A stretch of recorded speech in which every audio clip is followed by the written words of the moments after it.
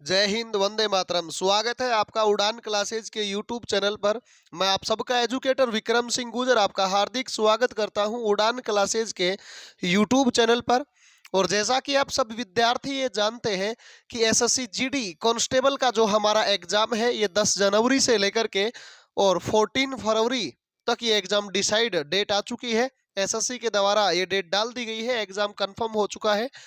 और इसके लिए आपके जीके एंड जीएस के पोर्शन को मजबूत करने के लिए हमने एक सीरीज चला रखी है जिसमें आप जिसे T20 सीरीज के नाम से जानते हैं, क्योंकि T20 सीरीज इसका नाम इसलिए रखा गया क्योंकि प्रश्न जीके एंड जीएस के 20 प्रश्न आएंगे, इसीलिए 20 क्वेश्चन आएंगे। इसी सीरीज का नाम रख दिया गया T20 सीरीज।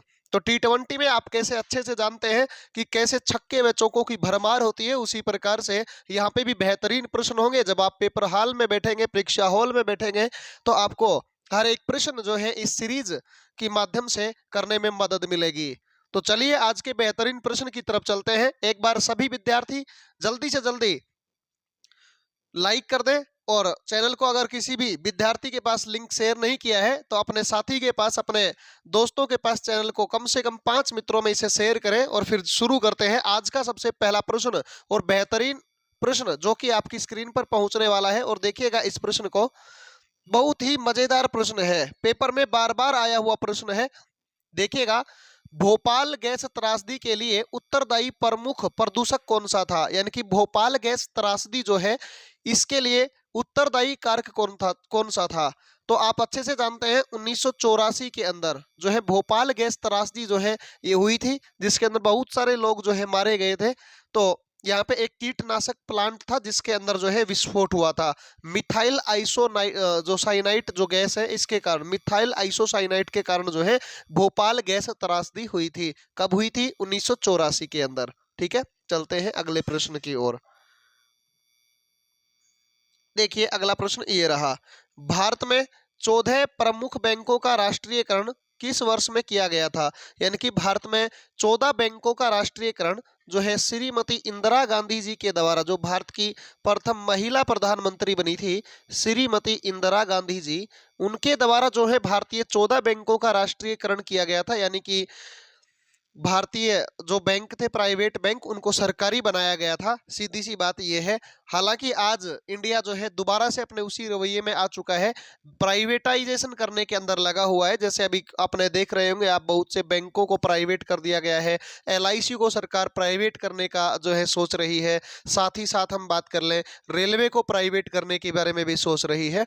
तो ये आंसर क्या हो जाएगा इसका? 1969 के अंदर जो है बैंकों का राष्ट्रीयकरण किया गया था, किसके द्वारा? श्रीमती इंदिरा गांधी जी के द्वारा। लेकिन आपसे पूछ लिया जाए कि जो हमारा भारत का राष्ट्रीय जो बैंक है, कौन सा? आरबीआई। आरबीआई बैंक का राष्ट्रीयकरण कब हुआ? ये बहुत बार पेपर में आता है। तो आरबीआई बैंक का राष्ट्रीयकरण जो हुआ था ये 1949 में हुआ था। कब हुआ था भाई? 1949 में हुआ था। हालांकि आरबीआई की अगर स्थापना के बारे में पूछ लिया जाए तो 1935 में, 1 अप्रैल 1935 को जो है आरबीआई की स्थापना हुई थी। आरबीआई का मुख्यालय मुंबई में है। वर्तमान इसके अध्यक्ष का नाम क्या है? शक्तिकांता दास है। चलते हैं नेक्स्ट प्रश्न की ओर। और अब आपके लिए करंट अफेयर्स की भी सीरीज शुरू होने वाली है, तो कृपया एक बार सेशन को शेयर कर दें। 1-2 दिन में करंट अफेयर्स की सीरीज भी आपकी शुरू होने वाली है। ठीक है, नाबार्ड का संक्षिप्त रूप क्या है? यानी कि नाबार्ड जो है, इस नाबार्ड का संक्षिप्त रूप क्या है, आपको ये बताना है। तो नाबार्ड का संक्षिप्त रूप क्या होगा? देखिएगा, national bank of agriculture reference. तो ये तो बिल्कुल भी नहीं हो सकता। नेशनल बोर्ड इसमें बिल्कुल भी नहीं आ सकता। अकेडमी बिल्कुल भी नहीं आ सकता। तो राइट आंसर क्या हो जाएगा हमारे पास? National bank for agriculture and rural development.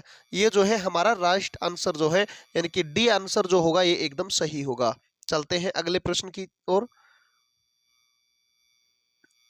और देखिए अगला प्रश्न ये रहा, CRR का संक्षिप्त रूप क्या है? CRR का संक्षिप्त रूप क्या है? इकोनॉमी का प्रश्न है भाई, ये ध्यान रखिएगा। CRR का संक्षिप्त रूप क्या है? तो राइट आंसर होगा इसका कैश रिजर्व रेशियो, यानी कि नगद आरक्षित अनुपात जो है इसका राइट आंसर होगा, यानी कि बी आंसर जो है एकदम सटीक होगा। चलिए अगले प्रश्न की ओर। और देखिए नेक्स्ट प्रश्न, मुंडा खालिस्तान का एक नृत्य है, यानी कि मुंडा लोक नृत्य कौन से राज्य से संबंधित है? उत्तराखंड से है, झारखंड से है, आंध्र प्रदेश से है या केरल से है?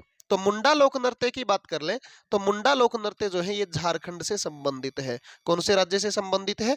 झारखंड राज्य से संबंधित है मुंडा नृत्य। और साथ ही साथ एक चीज मैं आपको और बता देता हूं, झारखंड के अंदर जो है आपको छोटा नागपुर का पठार देखने को मिलेगा। कौन सा? छोटा नागपुर का जो पठार देखने को मिलेगा। और छोटा नागपुर के पठार को ही भारत का कहा जाता है रूर क्षेत्र। क्या कहते हैं? भारत का रूर क्षेत्र कहते हैं। और भारत के रूर क्षेत्र, इसे रूर क्षेत्र आपसे पूछ ले जाए कि रूर क्षेत्र है कहाँ पे, तो ये रूर क्षेत्र जर्मनी में है। ठीक है, तो रूर क्षेत्र जो है भारत में छोटा नागपुर के पठार को कहा जाता है। साथ ही साथ छोटा नागपुर के पठार को एक नदी है जिस नदी का नाम है दामोदर नदी। इस दामोदर नदी की बात कर लें तो ये दामोदर नदी दो पार्ट्स में इसे विभाजित करती है, जिसमें एक हजारीबाग का पठार और एक रांची का पठार के नाम से जाना जाता है। तो राइट आंसर इसका गाइस हमारा बी आंसर होगा। चलिए नेक्स्ट प्रश्न की ओर चलते हैं। और देखिए बेहतरीन प्रश्न है, बहुत बार एग्जाम में आया हुआ प्रश्न। यानी कि अगर मैं बात कर लूं एसएससी की जो वैकेंसियां होती हैं, एसएससी की जो भर्तियां होती हैं, इन एसएससी की भर्तियों में बहुत ज्यादा बार ये प्रश्न रिपीटेशन हुआ है। सेम टू सेम ऑप्शन भी जो है चेंज नहीं हुआ, डिट्टो आया है सेम टू। ठीक है, तो लास्ट सफर एक प्रसिद्ध जो है, लास्ट सफर एक प्रसिद्ध रिनेसेंस चित्रकारी किसकी श्रेष्ठ करती है? यानी कि लास्ट सफर जो चित्रकारी है, पेंटिंग जो है, ये किससे संबंधित है, किसकी है, ये कृति किसने बनाई थी? तो राइट आंसर होगा Leonardo Vinci. Leonardo da Vinci जो है इसका राइट आंसर होगा, यानी सी आंसर एकदम सटीक होगा। चलिए अगला प्रश्न, बहुत ही शानदार प्रश्न है। तिल्लाना किसका फॉर्मेट है? तिल्लाना किसका फॉर्मेट है? कथक का फॉर्मेट है, कुंचीपुड़ी का फॉर्मेट है, ओडिसी का फॉर्मेट है, भरतनाट्यम का। यानी कि 4 क्लासिकल डांस आपको दे रखे हैं, इन्हीं में से एक का जो है फॉर्मेट है, इन्हीं में से एक के अंदर जो है ये तिल्लाना संबंधित है। तो तिल्लाना किससे संबंधित है? भरतनाट्यम लोक नृत्य से संबंधित है। एक चीज देखिएगा ध्यानपूर्वक, भरतनाट्यम लोक नृत्य जो है ये तमिलनाडु में किया जाता है। कहाँ पे किया जाता है? तमिलनाडु के अंदर जो है ये किया जाता है। तो भरतनाट्यम लोक नृत्य कौन से राज्य से संबंधित होगा? तमिलनाडु से। ओडिसी कहां से संबंधित होगा? ओडिशा से। किससे संबंधित होगा? ओडिशा से। कुंचीपुड़ी कहां से संबंधित होगा? देखिएगा कुंचीपुड़ी कहां से संबंधित होगा, तो कुंचीपुड़ी जो है ये आंध्र प्रदेश से संबंधित होगा। बहुत बार आता है कुंचीपुड़ी लोक नृत्य कौन से राज्य से संबंधित है, तो आंध्र प्रदेश राज्य जो है इससे संबंधित है। ठीक है, इसके बाद में चलते हैं नेक्स्ट प्रश्न की ओर। देखिएगा ये आया बेहतरीन प्रश्न। देखिएगा भाई, निम्नलिखित में से कौन सितार के साथ संबंधित नहीं है? देखिएगा प्रश्न में नहीं पूछा गया है, ये हाईलाइट कर लेना। ये चीज बहुत बार आपको गुमराह करेगी, क्योंकि पेपर में ऐसे प्रश्न आपको आते हैं, लेकिन गलत और सही के जो है इसमें चक्कर में आपके 1 या 2 प्रश्न बहुत बार गलत हो जाते हैं। तो इसका थोड़ा सा ध्यान रखिएगा। सितार से संबंधित नहीं है, एक तो सितार से संबंधित नहीं है, तो सितार अमीर खुसरो जो है ये सितार से संबंधित है भाई साहब, एक सीधी सी बात है। रवि शंकर जो है ये सितार से संबंधित है, और जो है विलायत अली खान ये भी सितार से संबंधित है। तो राइट आंसर क्या होगा इसका? उस्ताद अलाउद्दीन खां या अलाउद्दीन खिल जो है खान है, ये है, ये सरोद से संबंधित है। कौन से जो है वाद्य यंत्र से संबंधित है? ये सरोद यंत्र से संबंधित है। तो राइट आंसर हमारा सी हो जाएगा। चलिए अगले प्रश्न की ओर चलते हैं भाई। भारतीय वोकल म्यूजिक का सबसे प्राचीन रूप जो है वो कौन सा है? भारतीय वोकल जो म्यूजिक है उसका सबसे प्राचीन जो या सबसे पुराना जो रूप है वो कौन सा है? तो इसका राइट आंसर क्या होगा? ध्रुपद। क्या आंसर होगा? ध्रुपद इसका राइट आंसर होगा। चलिए अगले प्रश्न की ओर चलते हैं। तो नेक्स्ट क्वेश्चन देखिए आपकी स्क्रीन पर आ चुका है, और इसमें आपके जो है नॉलेज आज ही की सीरीज से आप इसे जो है एनिमुलेट कर सकते हैं। ठीक है, देखिएगा, निम्नलिखित में से कौन सा युग्म सही नहीं है? निम्नलिखित में से कौन सा युग्म सही नहीं है? अमीर खुसरो सरोद से, भीमसेन जोशी गायन से, उत्पल दत्त फिल्म से, शंभू महाराज कत्थक से संबंधित है। तो कौन सा इसका जो है गलत होगा, यानी कि नहीं पूछा गया है, ये ध्यान रखना नहीं वाला। तो अमीर खुसरो, अभी हमने बात की थी कि अमीर खुसरो किससे संबंधित है, सितार से संबंधित है। किससे संबंधित है, सितार से संबंधित है अमीर खुसरो। ठीक है, तो ये सरोद से नहीं होगा, ये सितार से संबंधित होगा। बाकी तीनों एकदम सही है। भीमसेन जोशी जो है ये गायन से संबंधित है, उत्पल दत्त फिल्म जो है फिल्म में अपना अभिनय करते हैं, और शंभू महाराज जो है ये कथक से संबंधित है। चलते हैं नेक्स्ट प्रश्न की ओर। देखिए भाई बेहतरीन प्रश्न है, देखिएगा। एस अंगेस्ट ओड्स किस खिलाड़ी की आत्मकथा है, यानी कि ये जो एक पुस्तक है ये आत्मकथा लिखी गई है, और ये आत्मकथा किस कौन से खिलाड़ी से संबंधित है, विश्वनाथ आनंद से, सानिया मिर्जा से, अभिनव बिंद्रा से, या अंजलि भागवत से। तो इसका राइट आंसर क्या होगा, सानिया मिर्जा। सानिया मिर्जा जो कि खिलाड़ी है भारत की, और जिसने पाकिस्तान के नालायक आदमी शोएब मलिक से शादी कर ली है। तो इसका राइट आंसर क्या होगा, इसको देखो इंडिया में तो कुछ मिला ही नहीं भाई साहब, ये देखो कहाँ पे गई है, इंडिया में कोई था ही नहीं क्या। ये पता नहीं क्या करते हैं, ऐसे हिंदुस्तानी होने के ऊपर हमें थोड़ा सा ऐसे नाम ये कहते हैं ना हम कि ये हिंदुस्तानी, थोड़ा सा शर्म सा आता है हमें, है ना। तो थोड़ा ध्यान रखिएगा ऐसे प्रश्नों पर। तो ये सानिया मिर्जा, अब क्या ही करें, इसका हो गया तो हो गया भाई। ठीक है, चलते हैं अगले प्रश्न की ओर। और देखिए भाई अगला प्रश्न, किस पर्वतीय स्थल को सतपुड़ा की रानी, बेहतरीन प्रश्न है। बहुत बार एसएससी में पूछा गया है ये प्रश्न, क्योंकि एसएससी ऐसे प्रश्नों को ही ज्यादा चिन्हित करता है जो कि हाईलाइटेड होते हैं। ठीक है, तो पर्वतीय स्थल को सतपुड़ा की रानी कहते हैं, कौन से, पंचमढ़ी को, नीलगिरी को। अब देखो नीलगिरी तो वैसे ही नहीं हो सकता, क्योंकि नीलगिरी जो है ये बहुत नीचे है, और सतपुड़ा की पहाड़ियां कितने ऊपर है, ये अलग चीजें हैं। महेंद्रगिरी ये उड़ीसा में है, ठीक है, और कार्डेमम ये केरल में है। तो सीधी सी बात है, आप एलिमिनेट करके भी इसका आंसर दे सकते हैं, पंचमढ़ी की पहाड़ियां जो कि मध्य प्रदेश में है। कहां पे है, मध्य प्रदेश के अंदर है पंचमढ़ी की पहाड़ियां, ये इसका राइट आंसर होगा। सतपुड़ा की जो पहाड़ियों की सबसे ऊंची पर्वत चोटी है उसका नाम है धूपगढ़। क्या नाम है, धूपगढ़। बहुत बार पेपर में आता है। ऊंचाई मिलेगी आपको इसकी 1350 मीटर। कितनी मिलेगी, 1350 मीटर इसकी ऊंचाई देखने को मिलेगी। इसी सतपुड़ा की जो पहाड़ियां हैं इन्हीं के अंदर आपको एक मैकाल श्रेणी देखने को मिलेगी। कौन सी, मैकाल रेंज। इसी मैकाल रेंज के अंदर आपको देखने को मिलेगा अमरकंटक पहाड़ी। कौन सी पहाड़ी देखने को मिलेगी, अमरकंटक पहाड़ी।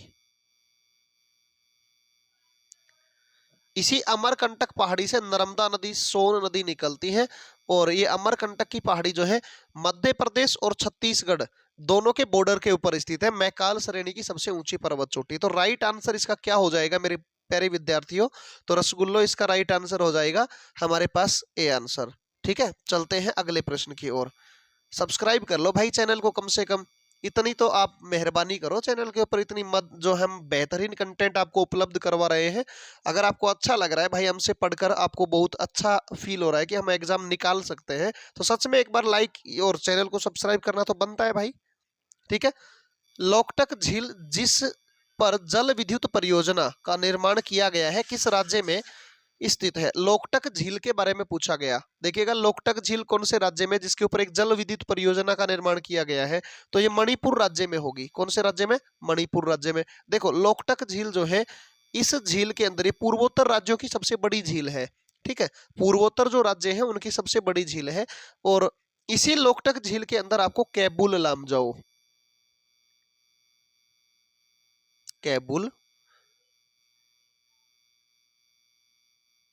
लामजाओ जो राष्ट्रीय उद्यान है, जो कि एकमात्र तैरता हुआ नेशनल पार्क है, जो कि विश्व का एकमात्र तैरता हुआ नेशनल पार्क है, ये भी मणिपुर में इसी झील में मिलेगा आपको। ठीक है, तो राइट आंसर हमारे पास बी हो जाएगा भाई इसका।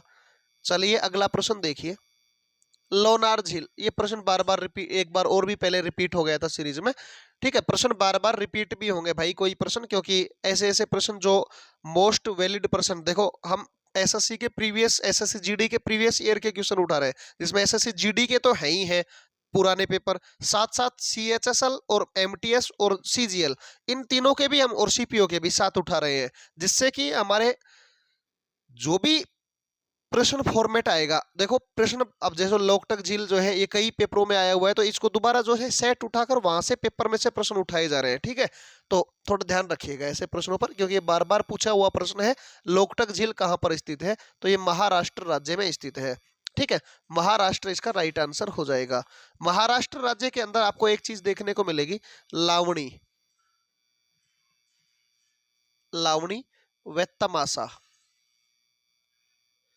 लावणी व तमाशा दोनों लोक नृत्य कौन से राज्य में है, तो महाराष्ट्र राज्य में है। साथ ही साथ महाराष्ट्र के अंदर आपको JL नेहरू पोर्ट भी देखने को मिलेगा, और साथ ही साथ यहाँ पे आपको एक और देखने को मिलेगा, मुंबई बंदरगाह। कौन सा, मुंबई पोर्ट भी देखने को मिलेगा। और साथ ही साथ आपको एक चीज और मैं बता रहा हूं आपको, ये मुंबई शहर जो है ये कौन से द्वीप पर स्थित है, तो इसका होगा सालसेट। क्या हो जाएगा, सालसेट द्वीप के ऊपर स्थित है। तो राइट आंसर हमारे पास इसका 3 नंबर हो जाएगा भाई। चलिए अगले प्रश्न की ओर। शिव समुद्रम जलप्रपात किस नदी के मार्ग में पाया जाता है, यानी बेहतरीन प्रश्न है भाई साहब, बहुत शानदार प्रश्न है। शिव समुद्रम जलप्रपात कौन सी नदी के मार्ग में आपको देखने को मिलता है। सबसे पहले तो आपको शिव समुद्रम जलप्रपात के बारे में ये जानकारी होनी चाहिए कि शिव समुद्रम जलप्रपात है कहाँ पे। तो शिव समुद्रम जलप्रपात जो है ये हमारे भारतीय राज्य कर्नाटक में, कौन से राज्य में है, कर्नाटक में है। और कौन सी नदी के मार्ग में आता है, तो कावेरी नदी के मार्ग में आता है, जो कि दक्षिण भारत की एकमात्र सदाबहार नदी है। कैसी नदी है, सदाबहार जो नदी है दक्षिण भारत की एकमात्र ये नदी है। और कावेरी नदी जो है इसी नदी को कहा जाता है दक्षिण भारत की गंगा। तो दक्षिण भारत की गंगा किसे कहते हैं, कावेरी नदी को कहा जाता है, ठीक है। तो राइट आंसर हमारे पास क्या हो जाएगा मेरे प्यारे विद्यार्थियों, इसका सी आंसर हो जाएगा। चलिए अगले क्वेश्चन की ओर चलते हैं। ये आ गया बड़ा बेहतरीन प्रश्न। ग्लेशियरों में से प्रश्न बहुत बार पूछे जा रहे हैं, वर्तमान के जो एग्जाम हो रहे हैं ना उनमें भाई ग्लेशियर जो है ना, यानी हिमखंड जो है वहां से प्रश्न जरूर पूछा जा रहा है। बलतोड़ा हिमनद स्थित है, बलतोड़ा। देखो एक ग्लेशियर है जिसका नाम है बालतोरा। कौन सा है, बालतोरा। एक है आप जानते होंगे हिस्पर, ठीक है। ये ग्लेशियर जो है ये बहुत बार पेपर में पूछे जा रहे हैं। तो ये कौन सी श्रेणी में आता है, काराकोरम रेंज में आते हैं। साथ ही साथ देखो आल्प्स, तो ये तो भूल ही जाओ आप, आल्प्स तो हो ही नहीं सकता भाई साहब। बलतोड़ा ग्लेशियर आल्प्स श्रेणी, हमें कोई मतलब नहीं इससे, है ना। फिर पामीर पठार कोई मतलब नहीं, शिवालिक इसमें भी नहीं है, तो फिर कहाँ पे होगा ये, काराकोरम श्रेणी के अंदर जो है। काराकोरम जो हमारे भारत में ट्रांस हिमालय का जो हिस्सा है, जिसे सबसे उत्तरी पर्वतीय श्रेणी के नाम से, जिसे आप उच्च एशिया की रीड भी कहते हैं या कृष्णागिरी पर्वत भी कहते हैं, इसी काराकोरम श्रेणी के अंदर बलतोड़ा जो हिमनद है ये स्थित है। तो राइट आंसर हमारे पास ए हो जाएगा इसका। चलिए अगले प्रश्न की ओर चलते हैं।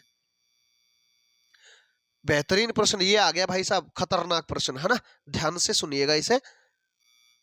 अकबर का अभिरक्षक कौन था, अकबर का अभिरक्षक बैरम खान था, तानसेन था, अबुल फजल था, अमीर खुसरो था। तो भाई देखो एक बात तो सीधी सी साहिर हो रही है, अमीर खुसरो तो इस समय था ही नहीं, ये तो कट जाएगा, बिल्कुल भी नहीं हो सकता, क्योंकि ये तो अलाउद्दीन खिलजी जो दिल्ली सल्तनत, आपने सोचा होगा ना कि अल्लाह सारी की सारी चीजें जो है ये इसके ऊपर सिर्फ अलाउद्दीन खिलजी का अधिकार है। ये ऐसी कहावत आपने सुनी होगी, क्योंकि दिल्ली के अंदर अलाउद्दीन खिलजी दिल्ली सल्तनत के अंदर बहुत ही खतरनाक राजा हुआ है। अगर दिल्ली सल्तनत से कोई प्रश्न पूछा जाता है ना, तो ऐसा मान लीजिएगा वो अलाउद्दीन खिलजी से ही होकर के गुजरेगा, ज्यादातर ज्यादा प्रश्न जो होंगे, ठीक है। तो इस प्रश्न का सही आंसर होगा बैरम खान, क्योंकि अकबर ने बैरम खान के संरक्षण में जो है शासन किया था। उसका अंगरक्षक या अभिरक्षक जो है कौन बना था, बैरम खान को बनाया गया था, ठीक है। तो बैरम खान इसका राइट आंसर होगा। और बैरम खान के साथ जो है अकबर ने एक युद्ध भी, एक बैटल भी लड़ा था, जिसे आप तिलवाड़ा का युद्ध कहते हैं। तिलवाड़ा का युद्ध लड़ा था इसके साथ, और कब लड़ा था, 1560 में। तिलवाड़ा के युद्ध के अंदर जो है अकबर ने बैरम खान को हराया, और हराने के बाद में हमेशा हमेशा के लिए इसे मक्का मदीना की यात्रा पर भेज दिया। कहां पे, मक्का मदीना की यात्रा पर, ठीक है, जो कि इस्लाम धर्म के सबसे पवित्र स्थान माने जाते हैं, वहां पर इसे भेज दिया गया। तो राइट आंसर इसका क्या हो जाएगा, ए आंसर हो जाएगा। चलिए अगले प्रश्न की ओर चलते हैं। देखिए बेहतरीन प्रश्न है, ध्यानपूर्वक देखिएगा। निम्नलिखित में से किस शासक ने जजिया समाप्त किया? यानी कि एक टैक्स था, जजिया कर था, जो कि गैर मुसलमानों से लिया जाता था। गैर मुसलमानों का मतलब ये सीधी सी बात है, ये हिंदुओं से या और कोई भी जो है मुसलमान से तो नहीं लिया जाता था, बाकी और कोई भी समुदाय का व्यक्ति है तो उससे लिया जाता था ये टैक्स। ठीक है, धार्मिक यात्रा के आधार पर। तो देखिएगा जजिया कर की शुरुआत के बारे में बात कर लेंगे। सबसे पहले तो हम इसकी शुरुआत जड़ तक जाएंगे भाई, देखो है ना, इसकी शुरुआत के बारे में बात कर ले तो इसकी शुरुआत जो है मोहम्मद बिन कासिम के द्वारा की गई थी। किसके द्वारा? मोहम्मद बिन कासिम के द्वारा जो है इसकी शुरुआत की गई थी। ठीक है, तो मोहम्मद बिन कासिम जो कि अल हजाज का सेनापति था, इसके द्वारा इसकी शुरुआत की गई थी।